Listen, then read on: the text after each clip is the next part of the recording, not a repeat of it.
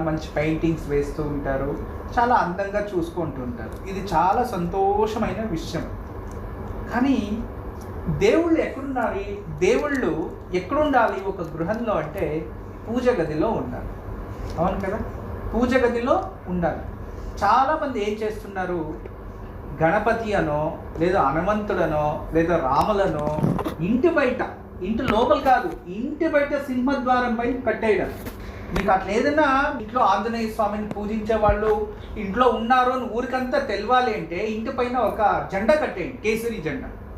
తెలుస్తుంది మీరు భక్తులు అని. అంతేకాని దేవుణ్ణి సింహద్వారం పైన ఇంటి బయట పెట్టేస్తే మీరు ఇంట్లో ఉంటారా చెప్పండి? దేవుడిని ఇంటి బయట పెట్టేసి మీరు లోపల ఉండడం ఆనందంగా. ఇది ఏం సంస్కారం, ఎవరు చెప్పించారో తెలియదు. అర్థం చేసుకోండి. దీనికి శాస్త్రాల్లో అన్నిటిలో కూడా వీటికి ఆధారాలు ఉన్నాయి. ఇంటి బయట, గుమ్మం బయట, ఇంటి బయట